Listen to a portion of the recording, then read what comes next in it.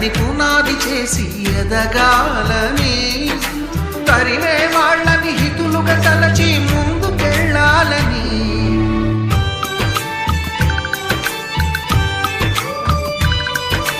కన్నుల నీటిని కలల సాగుకై వాడుకోవాలని, కాచే నిప్పుని ప్రమిదగా మలచి కాంతి పంచాలని, గుండెతో ధైర్యం చెప్పెను, చూపుతో మార్గం చెప్పెను, అడుగుతో గమ్యం చెప్పెను, నేనున్నానని నేనున్నానని, నీకేం కాదని, నిన్నటి రాతని